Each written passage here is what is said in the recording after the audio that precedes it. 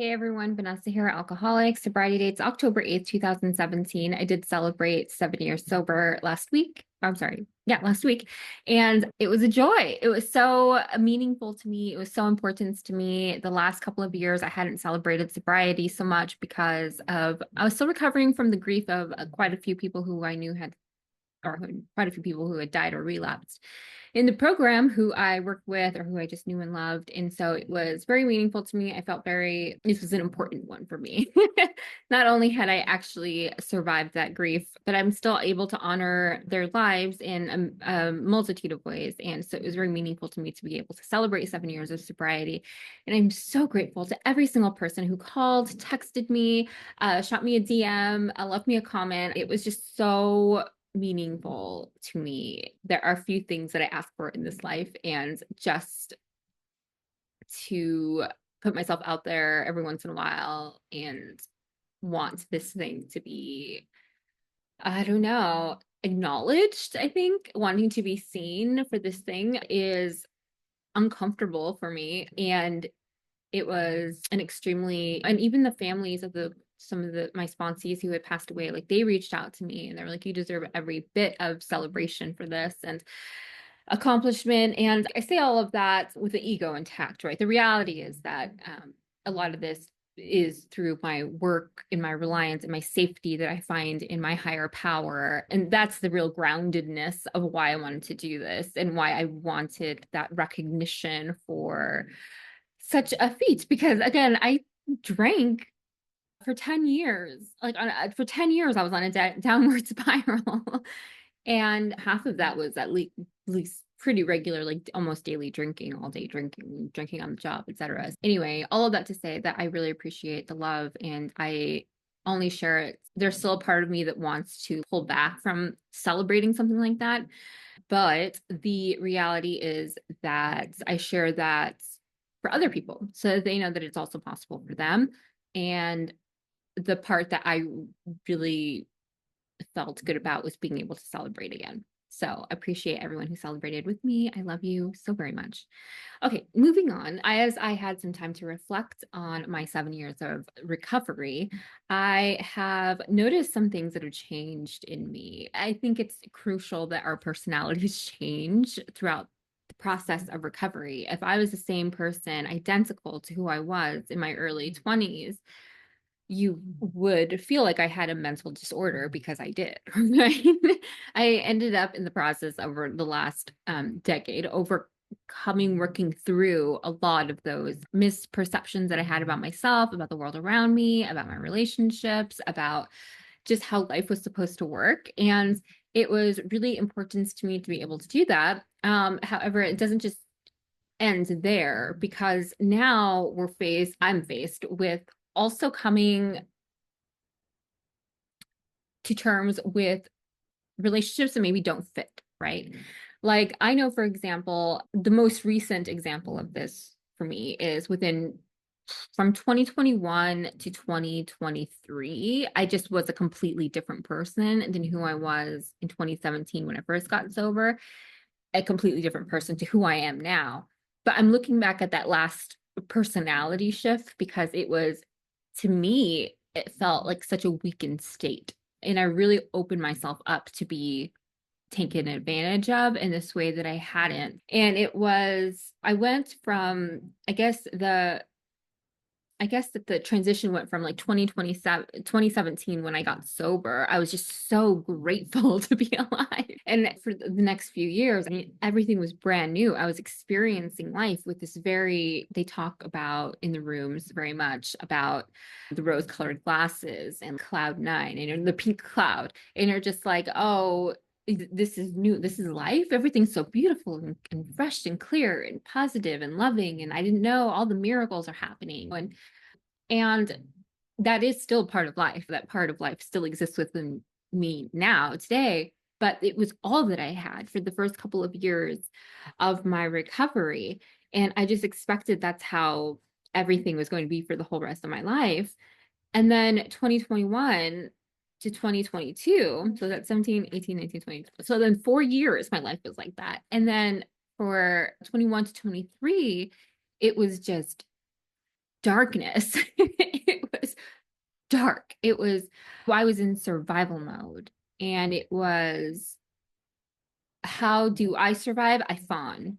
I make myself small. I make myself palatable for others. I make myself a people pleaser. I overextend. I make myself small and quiet so that other people can shine. And there's nothing wrong with that. Again, there's still a part of that aspect of me that exists in me now. And I think that I feel like that's still a crucial part of survival. We pick up these things for good reason. In the past, it has worked to keep me safe. It has kept me safe from really volatile situations. And yeah, but for those times, that those couple years, 2021 to 2023, I really found myself, and I'm sharing all this with you just in case any of these patterns, the way that I talk about my life till now, helps you.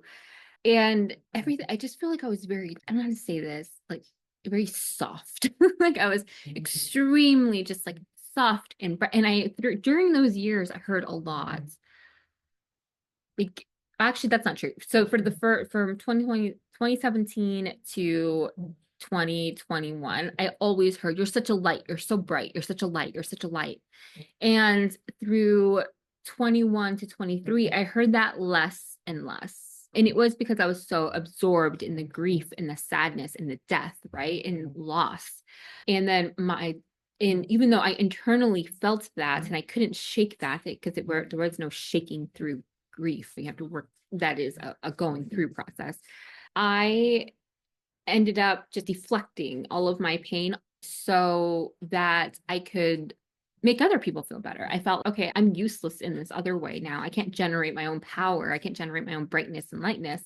So now I have to put that onto other people. And I did this very codependently with the comedy community in San Diego. I created this accounts to highlight my favorite comics.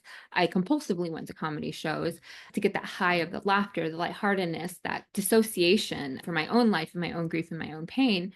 And then I got to put the spotlight on other people. And putting the spotlight on other people, unfortunately, in this weird way, ended up putting and reflecting the spotlight back on me because I had created this damn account that was highlighting other people.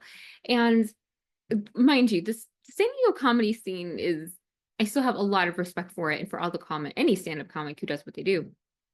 But in this case, it's a smallish community. There were at the time maybe 100-ish active stand-up comics throughout. It's from throughout the San Diego County. And I only had to this day like 4,000 followers. But because it's such an in-person interest, you don't just typically watch stand-up comedy, local stand-up comedy from the internet. You have to go into your community to watch stand-up comedy. It was probably the closest. It was like a teaspoon. It was like having a teaspoon of fame dropped to me.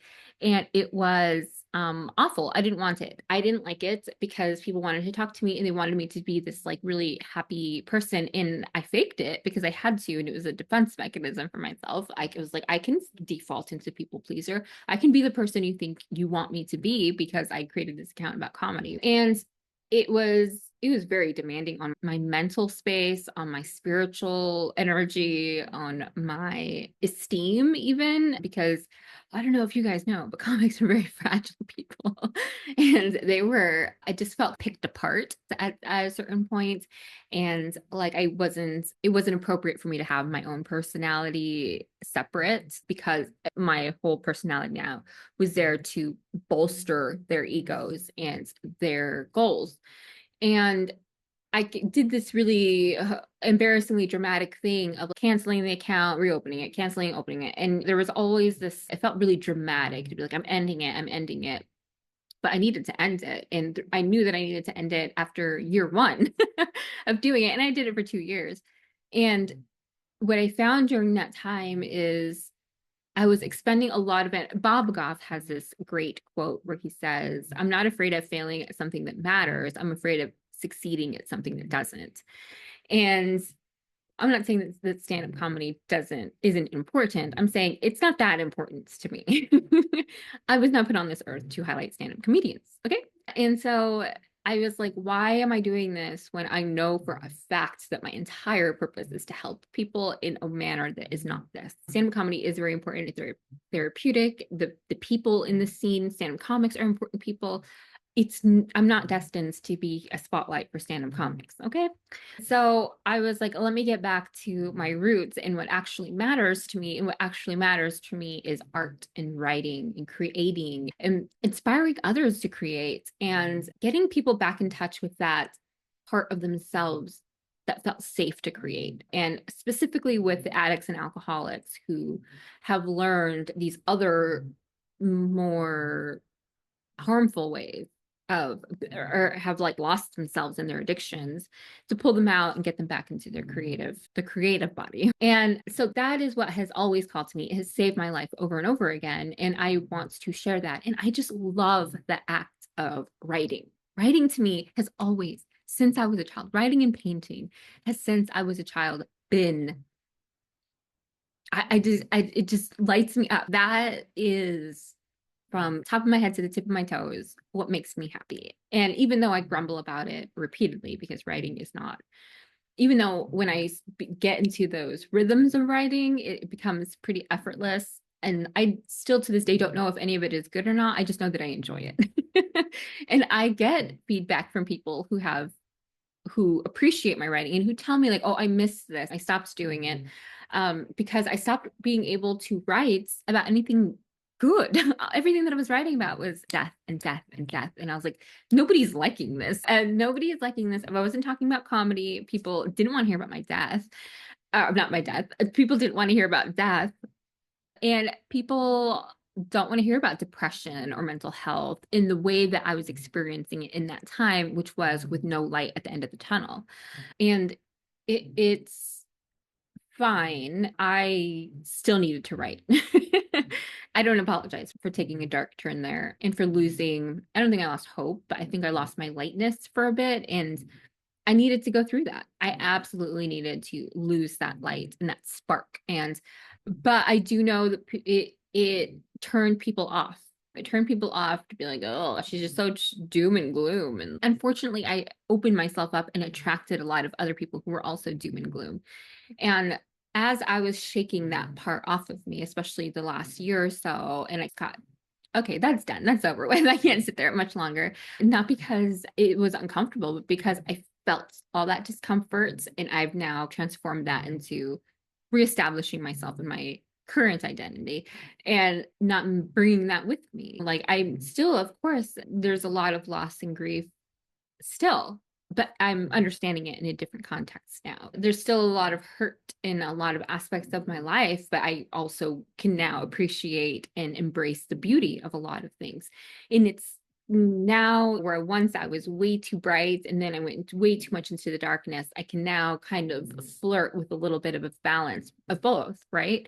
And with that comes an understanding of my own boundaries and like what I need and what feels realistic to me and what I will indulge in. And sometimes I do see difficult situations. And oh, this is a really good example of this is like relationships. I would always, if you watch my other videos with like abusive men or whatever, and how I also engage in abusive behavior, you will see that I was just very blind to the negative. Like I just wanted to, I'm really good at seeing potential in myself and in others. Like this could be so much better. Like I have a really great imagination for how things can be. And sometimes I sit too much in the imagination, in the fantasy of what something can be versus just coming back down to earth and being like, but it's not. But it's not what it is right now. If I want to continue to engage and engage in hurting myself over and over again because what I feel should be is not, and I'm acting as if it is, then it's my mistake to do that. And I'm hurting other people in that process when I do that. And not just taking people for, or in situations for what they are, right? And it doesn't have to be good or bad. It just is what it is. And so creating those boundaries around that is like, oh, I don't actually have to be a bitch about it, but I also don't have to hang out for it either, right? And so it is that balance. I'm still learning that. It's bad. I'm still learning how to manage that. But also even just like in work situations where I'm like seeing that people, I'm very much into like the coaching aspect of being a manager, into being like, how can I help you succeed? How can I help you like what you're doing? Because I do feel like we do something important where I work. And it gives me a genuine interest in making sure that other people also feel like what they're contributing is meaningful. And but I don't want to do it at the expense of quality. And so when people are messing up or people are not following instructions or people are being careless, that's when I'm like, okay, but actually this isn't going to be tolerated. And whereas in the past I'd be like, oh, but they could do so much better. I know I could believe in them. I'll just speak more and more kindness into them. And it's that's really nice, but also they haven't shown up for work for 3 days. So having that balance, which I know to any normal person who is watching this, they're like, this is just humanity 101. Like you have to have balance and boundaries. I'm late to the game. Okay. I'm just learning these things and not only just learning that they exist, but learning how to put them into practice. So I feel like this, like the newborn deer, like when they wake up, like when they wake up, when they're born and it's just like straight out of their mother's womb and they're just trying to get on their feet and you like laugh because it's so funny at how slippery they are right on their feet. Not only is it like they're just born, but like their legs just splay out everywhere because they can't keep their balance yet. They don't know how to walk, but damn, they're trying. That's how I feel currently. I'm like, wow, this is not graceful. This is not a pretty situation, but damn it, I am trying. And a lot of that also has to do with just, again, incorporating the lightness with the darkness, the positive with I don't ever really go into pessimism that much. I'm just not I'm just not geared for pessimism. I don't know why I'm not born that way. Um Optimistic to like reality, what is currently around me actually, and staying grounded. I think that the optimism is very much otherworldly focus. It's very much the potential. It's much more that consciousness of what can exist and that beauty and that hopefulness. But it's really important to stay grounded in what is actually happening around me. And for a lot of the time, it's just one or the other. And I'm really trying to marry these two and be a participant in that.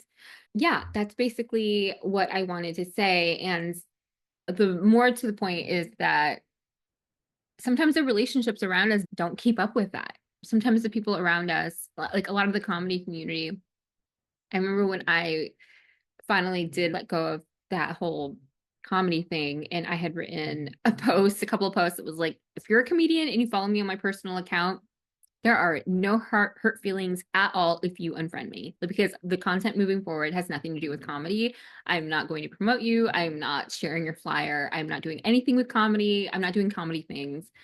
Feel free to unfollow me now. And a lot of people did. And good, I respect them for that because they know that they were just following me because they found that they would get some additional information about comedy or get to know me on a personal level for their benefit of whatever it was that they needed promoted. And when they saw that's not that path that I was going to continue on, they very quietly and respectfully stepped away from that. And I have a lot of respect for that. Other people grew closer to me and they're like, I know that you don't have anything to do with comedy anymore. I just like you as a person and I want to get to know you more as a person. And I like that person as well. Or those people as well on a personal level. Most of them, some people I don't talk to. Like I followed a lot of comics as well. And I was like, okay, this is definitely not somebody I want to keep tabs on. And that's great because now we're there for genuine reasons, right? And I feel like relationships change. There's always a transition. And I feel like I remember seeing something about like love, and it's talking about like romantic love. But I feel like in the greater sense, this exists in all types of love that exist in all the relationships where they said loving somebody is like being ready to mourn 1,000 different versions of the person you fell in love with because that person is going to change throughout their life as they should. Nobody should be the same throughout their entire lives. And yeah, I feel a shift coming just because in my own writing, I'm getting a lot more honest. And I don't know why that made me want to cry.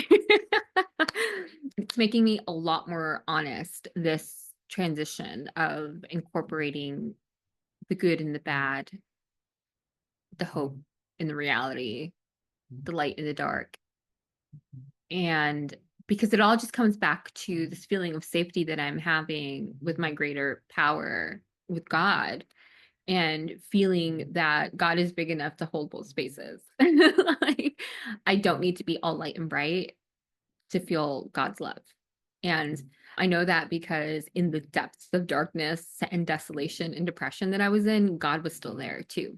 And now that I've learned that, and now I can better digest this as a whole of life, a wholeness of life. And I don't, this is also why I have a really difficult time seeing people as all good or all bad. We are all a blend of, we're at neutrality. Everything is good because God created it. And anyway, I'm saying that, yeah, is some of the things that I'm going to be writing are going to be probably difficult to read, I think, but maybe I'm just projecting because they were difficult to write.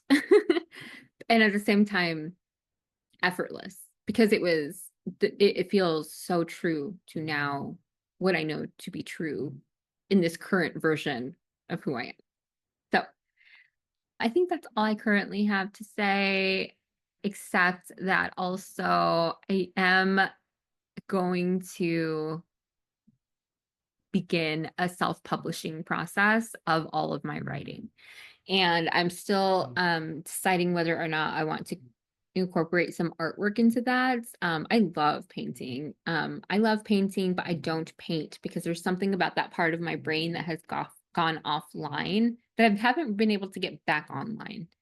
Maybe and more frustratingly is that when I do sit down to paint, it's like the hand-eye coordination isn't there to paint when I'm trying to. Yeah, I don't know what the process on that is going to be, but I do want to incorporate some type of art or drawings or something into this self-published book that I'm going to be doing. And I actually have a series of books. They're going to be shorter books. I don't know if I want to share this right now. I currently have a series of books that I'm compiling right now. And so if you have any tips, by the way, on self-publishing, please do send them my way. And you're going to see me push for these a lot because this is a lot of what I feel needs to be out in the world. And I don't think there's going to be an electronic version of it because I don't want people stuck to electronic devices. I want people to have physical copies of this thing, of this book, of my work. I need it to exist in the reality, in the physical reality. But I might change my mind on that. I'm not entirely sure of. But so yeah, I think that's all I got right now. If you've made it this far, leave me a little sparkle emoji or a little disco ball. Let me know that you're ready to party. All right. I love you guys. Bye.